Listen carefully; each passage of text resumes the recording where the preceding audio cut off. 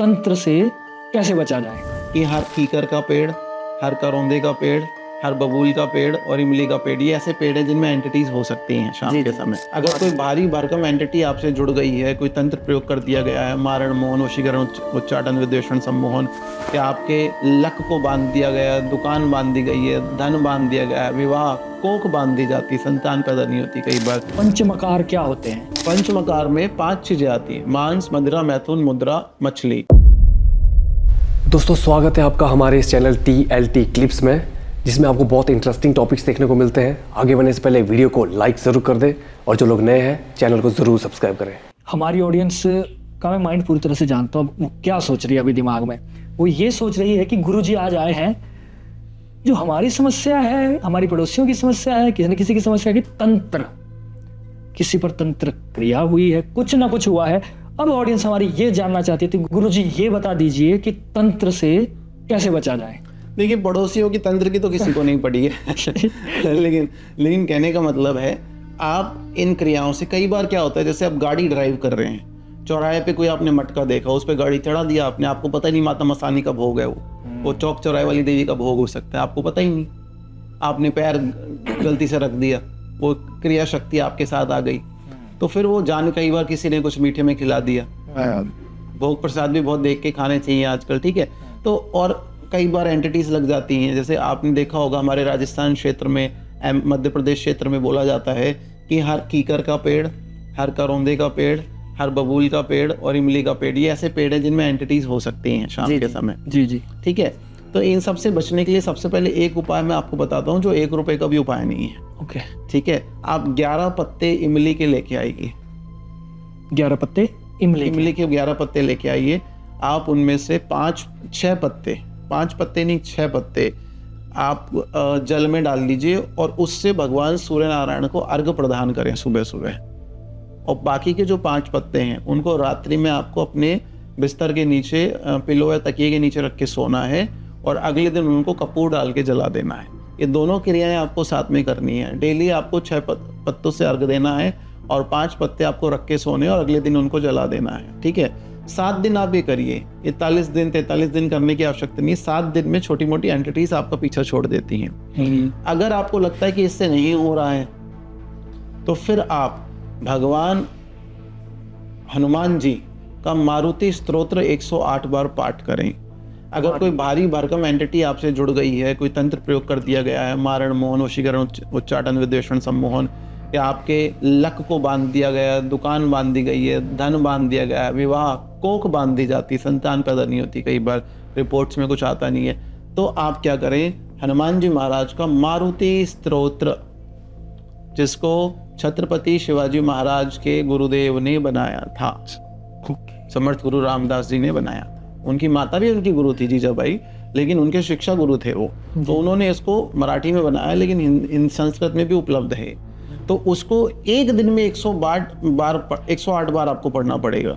दीपक, संकल्प, आसन, शुद्धिकरण, उसके बाद 108 बार पढ़ के जल छोड़ दीजिए, वो समस्या वहीं शांत हो जाएगी। ये 15 साल से अपनाया हुआ एक उपाय है। ये भी नहीं करना चाहते आप, आलसी हैं, मान लीजिए किसी की ढैया 7.5 चल रही है शनि की, वो आलसी हो जाता है बहुत, तो वो ये भी नहीं कर सकता।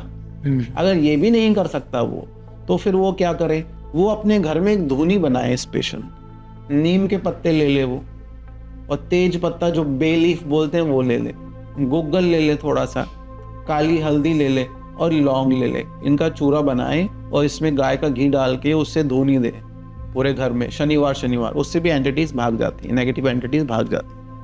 मुझे लगता है गुरुजी ने जो भी रेमेडीज बताई वो बिल्कुल सरल है और मतलब ये घरेलू चीज़ों से ही हो सकती है। कोई ऐसा नहीं आपको जाके कहीं चौराहे पर जाना या शमशान में जाना है, आपको जो भी चीज़ बताई बड़ी आसानी से हो सकती है। और 1-2 चीज़ अगर नहीं भी कर सकते तो अंतिम वाली चीज़ तो मुझे लगता है वो हो ही जाएगी। चलिए गुरुजी आगे बढ़ते हैं और अब मैं जानना चाहता हूँ कि पंचमकार क्या होते हैं। तो गाइस मार्केट में आपने बहुत सारी ऐसी चीजें देखी होगी, जैसे कोई माला, ब्रेसलेट या किसी भी तरीके का सुरक्षा कवच, जो ये कहेंगे कि आपको ये काले जादू से, बुरी नजर से या तंत्र विद्या से बचाएगा वगैरह वगैरह। लेकिन किसी चीज को बिना प्राण प्रतिष्ठित किए, बिना एनर्जाइज किए, वो मात्र एक शो पीस है और एक फैशन तक ही वो सीमित है।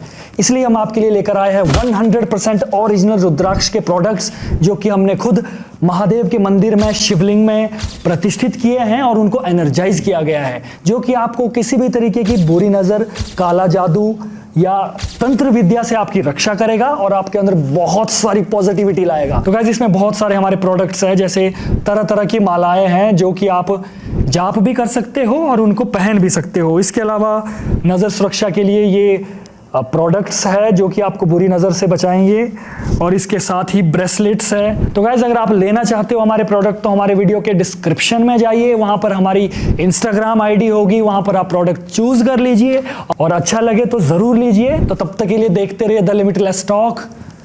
जय भोलेनाथ। ये आज बहुत भारी भरकम प्रश्न आप ला रहे हैं, लेकिन उससे पहले मेरा एक प्रश्न है, ये शमशान से डर क्यों लगता है लोगों को?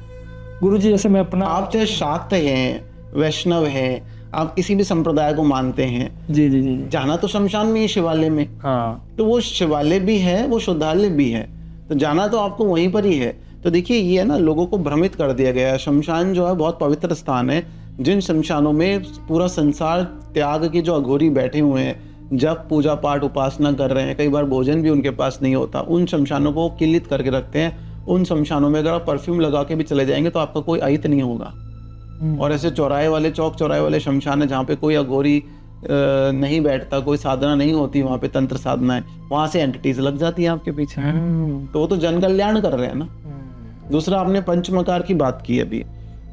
हमारे तंत्र साधना में, तंत्र शास्त्रों में, सात्विक ग्रंथों में और तामसिक ग्रंथों में पंचमकार का वर्णन है। भगवान शंकर ने जो सात्विक साधना दी है वो सात्विक तरीके से होगी। उसका मैंने आपको प्रोसेस बता दिया।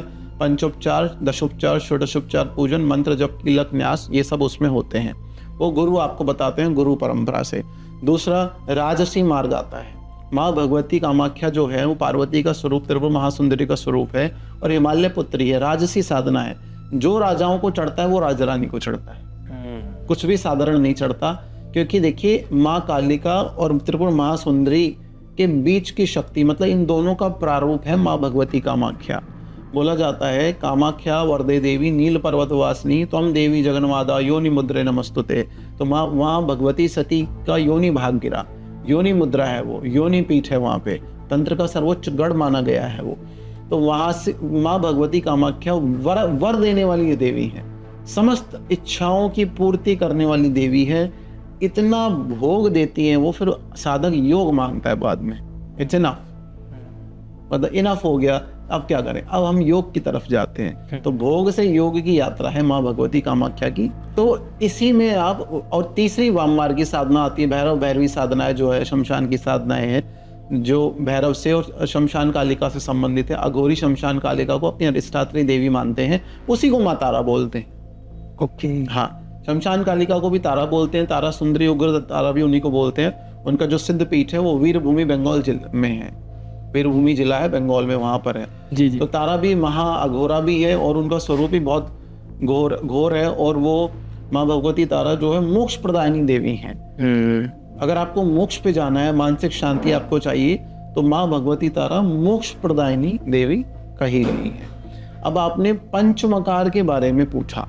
पंचमकार, जी। पंचमकार में 5 चीजें आती हैं: मांस, मदिरा, मैथुन, मुद्रा, मछली। पंचमकार में 5M: मांस, मदिरा, मुद्रा, मछली, मैथुन। ठीक है, अब इसको आप समझिए। जैसे जनरली आप लोगों से पंचमकार पूछेंगे तो उनमें एक एक्साइटमेंट है कि भाई ये है क्या। मांस का मतलब वो नॉनवेज से ले लेते हैं, मछली का मतलब आपको पता ही है, मुद्रा का मतलब मुद्राएं दिखाना, मैथुन का मतलब तो आप हमसे ज्यादा जानते होंगे, फिजिकल प्लेजर। ठीक है, तो ये सारी चीजें हैं। इनका शाब्दिक मतलब आप मत लीजिए, इनके भावार्थ को समझिए। हमारी माँ भगवती और मृत्युंजय महादेव क्या बोलते हैं कि जो तेरा सर्वनाश करे वो तू मुझे चढ़ा दे। धतूरे का फूल किसी और को तो नहीं चढ़ता, कांटे किसी और को तो नहीं चढ़ते। हलाहल भगवान शंकर ने पिया, इंद्र ने तो पिया नहीं। जी जी, ठीक है। और तो भावना ये की गई कि मदिरा जब आप चढ़ाएं तो वहीं छोड़ के आ जाएं उसे, बस वो आपके जीवन से समाप्त हो गई। वो माई के लिए आपने, भैरव के लिए, शंकर के लिए चढ़ा दी। ठीक है, तो अब यहाँ पे पंचमकार का कॉन्सेप्ट आप समझिए। जैसे हम बोलते हैं मांस, पहला पंचमकार मांस। ये बहुत उच्च कोटि की कोलाचारी साधनाओं, कपालिक साधनाओं के बारे में बता रहा हूँ। ये आम व्यक्ति तो समझ ही नहीं पाएगा, वो तो कमेंट करने का पात्र ही नहीं है, क्योंकि बलि, शमशान, पंचमकार उसका विषय ही नहीं है। जिसका इंटरेस्ट है वो अलग बात है, वो ज्ञान सुनेगा। जिस व्यक्ति से मतलब ही नहीं है इसका, वो यहाँ पैदा हुआ, भोग करेगा, मरण को प्राप्त हो जाएगा, उसके लिए है ही नहीं ये पॉडकास्ट। ये साधकों के लिए है जो साधना मार्ग पे आना चाहते हैं। मांस, पंचमकार में मांस का मतलब है कि आप इस शरीर रूपी मांस को भगवती को समर्पित कर दें। ओके। मांस का अर्पण मतलब है ये जो हार्ड मांस का पुतला है, ये जो शरीर है पंच महाभूतों से बना हुआ स्थूल शरीर जो है, उसको आप भगवती की साधना उपासना में समर्पित कर दें, अर्पित कर दें। मछली का मतलब है इस संसार, मत्स्य, इस संसार रूपी जो भ्रमर है, भवसागर है, इसमें मछली की तरह है, हमें पता ही नहीं है किस दिशा में जाना है। और हमारे शरीर में देखिए असंख्य असंख्य नाड़ियां हैं, उनमें रक्त कणिकाएं जो है मछलियों की तरह आतुर हैं। तो यहाँ से इसका मतलब आपको लेना पड़ेगा। मध्य का मतलब मदिरा नहीं है, मदिरा के साथ साथ मध्य का मतलब क्या है कि रात्रिकालीन देवी की साधनाएं होती हैं, तो चंद्रमा वो जो शीतलता देता है उसको मध्य बोला गया है। तो उसको भगवती को अर्पित करने के लिए उस समय साधना करने के लिए बोला गया है। और मैथुन का मतलब फिजिकल प्लेजर से नहीं है। फिजिकल, अब देखिए आप आज संसार में आप देखिए 2 मिनट के आनंद के लिए व्यक्ति क्या कुछ नहीं कर जाता है उस भोग के लिए, और उस भोग से भी असंख्य असंख्य असंख्य गुना तृप्ति है। माँ भगवती राजराजेश्वरी कामाख्या, माँ बगलामुखी दशम महाविद्याओं की गुरु सानिध्य में की गई पूर्ण शाक्त कोलाचारी उपासना की साधनाओं में, जो साधना में परब्रह्म परमेश्वरी का जो आनंद है ना, वो इन सब चीजों से परे है। तो ये व्याख्या आपको पहली बार आपने सुनी होगी। तो ये व्याख्या जो है, इसका शाब्दिक मतलब मत लीजिए, इसका मतलब कौन सा लीजिए आप। इसका मतलब ये देखिए कि पंचमकार क्या है, अल्टीमेट परोपकार और अल्टीमेट त्याग है। ये सामान्य लोगों के लिए है ही नहीं, समझ से ऊपर से ही। समय से ये सामान्य लोगों का विषय ही नहीं। जी जी जी। ये आपने पूछा तो हमने बता दिया। तो दोस्तों, अगर आपको आज की वीडियो अच्छी लगी, लाइक करें, कमेंट करें और अपने दोस्तों में ज़रूर शेयर करें और चैनल को ज़रूर सब्सक्राइब करें। तब तक के लिए देखते रहिए TLT क्लिप्स। जय शंकर।